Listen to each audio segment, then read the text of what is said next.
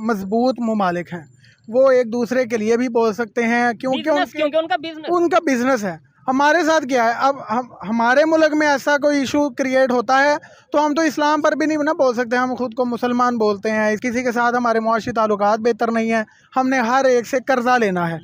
हम सब हर मुल्क के हम मकरूज हैं और जनाब जब तक हमारे सर से ये कर्जे उतरेंगे नहीं, हर आने वाली नई हुकूमत हमारा कर्जा बढ़ा रही है, उतार कुछ भी नहीं रहे। जिस तरीके से रशिया इंडिया के साथ खड़ा हुआ है कैनेडा वाले मामले में, या ओवरऑल खड़ा होता नजर आता है, ये दूसरे कंट्रीज, अगर लेट्स कल को हमारा किसी कंट्री के साथ कोई कन्फ्लिक्ट होता है, लाइक अमेरिका के साथ, लाइक हमारा कनाडा के साथ डिप्लोमेटिक कोई इसी तरीके से कोई हमारा कोई इशू होता है, तो चाइना हमारे साथ ऐसे ओपनली खड़ा हो। हमारा जो ग्रीन पासपोर्ट है ना, इसकी जीरो भी वैल्यू नहीं है, जीरो। अगर हमारा मुल्क तरक्की की बुलंदियों पे होता और इसी पासपोर्ट की वैल्यू भी होनी थी, और हम जिस मर्जी मुल्क में जाना चाहते, 1 मिनट में उन्होंने हमारा वीज़ा जो है ना वो हमें इशू करना था। हम एम्बेसी के चक्कर लगा लगा कर थक जाते हैं, हमें कोई विजिट का वीज़ा नहीं देता। जब से ये कनाडा और इंडिया का कन्फ्लिक्ट चल रहा है, डिप्लोमेटिक कन्फ्लिक्ट चल रहा है, पाकिस्तान मीडिया ने कोई कसर नहीं छोड़ी कि ये दिखाने में कि भाई इंडिया को जो सा है बहुत मुश्किलात का सामना करना पड़ रहा है, ये मोदी सरकार ने ये कर दिया वो कर दिया, और कनाडा की फेवर इस तरीके से ली जा रही थी कि जैसे हमारी बिलियंस ऑफ डॉलर की ट्रेड चल रही है। लेकिन अभी आज की न्यूज़ ये है कि कनाडा ने इसी टाइम पे अनाउंस किया है कि हम पाकिस्तान को मजीद एड नहीं देंगे जब तक कि यहाँ पे फ्री एंड फेयर इलेक्शन नहीं हो जाते। 70 साल से हम देख रहे हैं, यही देख रहे हैं, ऐसे ही है। एक दूसरे को बुरा कह रहे हैं, ये नहीं कहते कि हम एक दूसरे का साथ दें, सपोर्ट करें एक दूसरे को मिलके। कोई एक फील्ड बता दें जिसमें पाकिस्तान पूरी एशिया में सबसे आगे है, सबसे ज्यादा डेवलपमेंट की तरफ जा रहा है, तो आपको वो फील्ड बता सकेंगे? अस्सलाम वालेकुम। वालेकुम सलाम। आपका नाम? हाफिज उसामा अली। आपका नाम? अब्दुल मनान। आपका नाम? मोहम्मद नदीम। क्या करते हैं भाई आप? बिजनेस करते हैं। और आप क्या करते हैं? बिजनेस है। पाकिस्तान की इस टाइम जो कंडीशन चल रही है, टॉपिक की तरफ बाद में आएंगे, बिजनेस कैसा चल रहा है आपका इस पाकिस्तान की इस मौजूदा कंडीशन के हवाले से अगर बात? आप भी इसी पाकिस्तान के रहने वाले हैं, जो IMF ने हाल किया हुआ है, जो हमारी मईशत का हाल हुआ है, ये पिछले 3-4 साल से जो हमारा हालात है उसके मुताबिक सारे पाकिस्तान में बहुत से टफ मामलात हैं, ठप चल रहा है इस टाइम। और मोस्टली लोगों से जब हम बात करते हैं, ज़्यादातर लोग यही कह रहे हैं कि भाई IMF की वजह से बिजनेस जो सा वो हम जो सा खुल के बिजनेस नहीं कर पा रहे, क्योंकि जो शराइत हैं गवर्नमेंट को माननी पड़ती हैं और फिर गवर्नमेंट टैक्स हमारे से निकालती है, ये सब चीज़ें चलती हैं। अच्छा, टॉपिक ये है थोड़ा बहुत, वो भी IMF से रेलिवेंट है, कि जैसे अभी कनाडा और इंडिया का कन्फ्लिक्ट चल रहा है उसका खालिस्तान को लेकर, ठीक है, इंडिया वाले जिस तरीके से जवाब दे रहे हैं उन्हें, पहले उन्होंने उनके जो सा था वहाँ पे एम्बेसडर को वहाँ से निकाला, फिर उसके बाद 41 डिप्लोमेट्स हैं उन्हें वार्न किया और वो वहाँ से उन्हें अल्टीमेटम दिया और वहाँ से अब निकाल दिए गए हैं, वो वहाँ से चले गए हैं।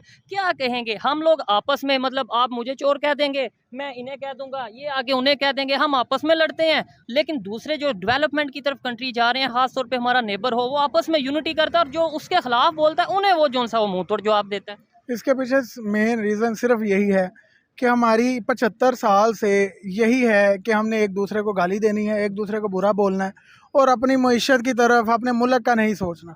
जितने भी सियासतदान आए, ब्यूरोक्रेट्स आए, जो भी जनरल्स आए, वो सिर्फ उनका मकसद ये है कि ये अल्लाह ताला ने एक हमें अजीम मुल्क दिया है, इसको लूटना है, इकट्ठा करना है और बाहर दौड़ जाना है। अच्छा, हमारे माइंड में ये भी कंसेप्ट बिठाया गया है कि भाई पाकिस्तान को कभी जवाल हो नहीं सकता, क्योंकि ये कलमा के नाम पे बना, इसलिए इसे जितना मर्जी खा लो, फिर फायदा ये उठाया जाता है, इसे जितना मर्जी खा लो, कलमा के नाम पे बना, इसका कुछ होगा तो नहीं।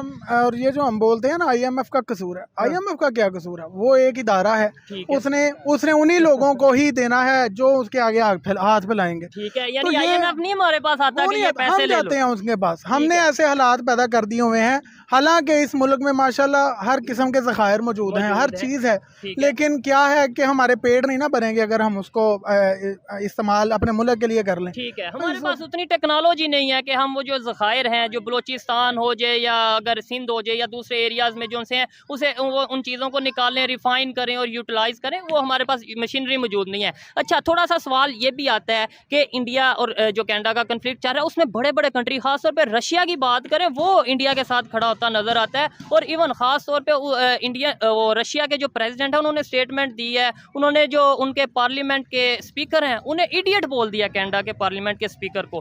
क्या कहेंगे आप कि इस तरीके से जब उन्होंने इंटरनेशनल लेवल पे अपना इमेज, इंटरनेशनल लेवल पे अपना रिलेशन जो बेहतर किए हुए हैं?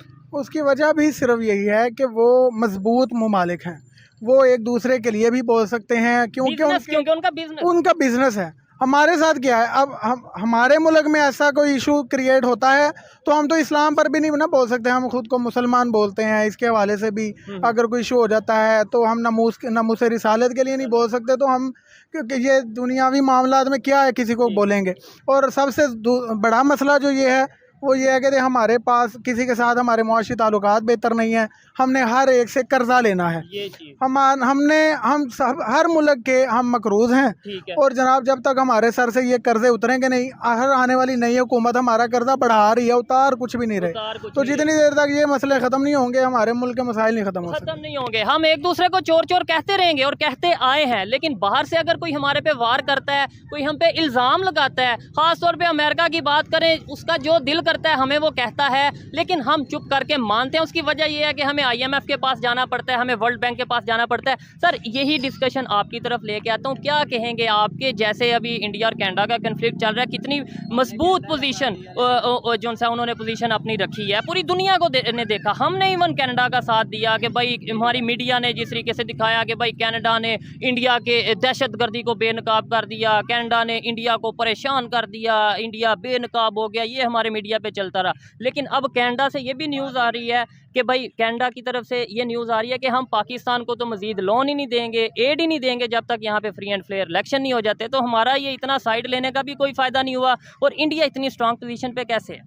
देखें जी, इंडिया का जो लोग हैं, उनकी कम्युनिटी है, उनकी हुकूमत है। हमारे पाकिस्तान में ये लूटा है सियासतदानों ने, जर्नैलों ने, अवाम का किसने सोचा है?